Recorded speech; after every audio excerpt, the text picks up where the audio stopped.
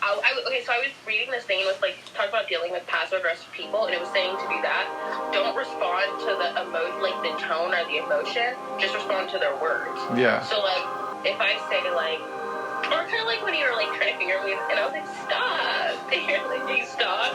Like, it's like Wanna get your hair pulled? Me too. Wanna get your ass smacked? Me too. Wanna get slapped in the face while being choked out with spit in your nose and ass on your mouth? Me too. Want a guy who takes control? Me too. Wanna screw him no and still let him go? Me too. Wanna be asked if he could kiss you or you grinded up on the dance floor and stare into each other's souls? Ew. Wanna get fucked when you're fucked up? Me too. By your man when you haven't quite woke up? Me too. When you're both 17 in Cali where no Romeo and Juliet rule applies to you, hashtag you two in jail. Wanna hear about an important movement being abused by opportunists? Have good sex to go from being obsessed to upset that the asshole's no longer answers your call? Me too. Met this freak on Tinder at my place for dinner. I did all the eating, then she got full right before I went from flipping her around to being an asshole.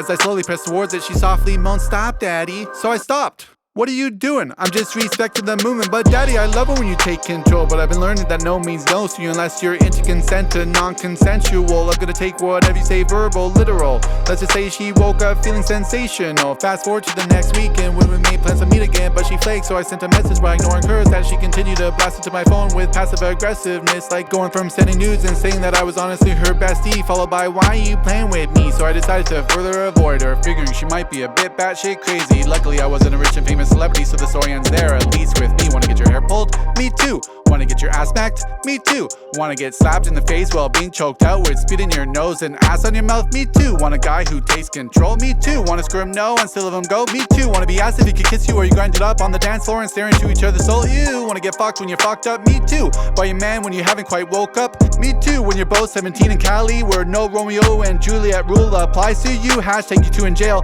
Wanna hear about a movement being abused by opportunists? Work your way to the top by getting on top and letting him speak your butt talk. Then when he goes from being the manager to the CEO due to his hard work, and you go from being an assistant to an executive assistant due to his hard work, do you all of a sudden get butthurt and decide to claim me too? Fuck you!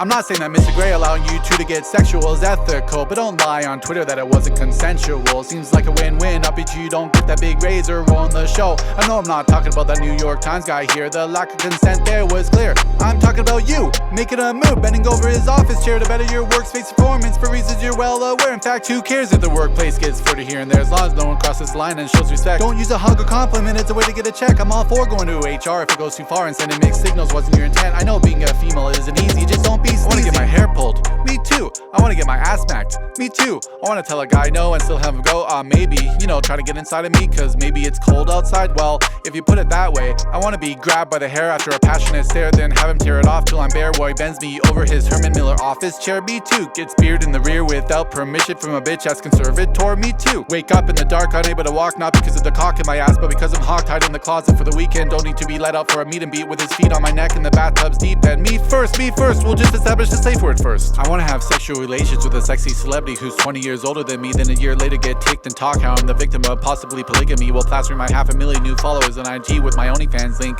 Me too.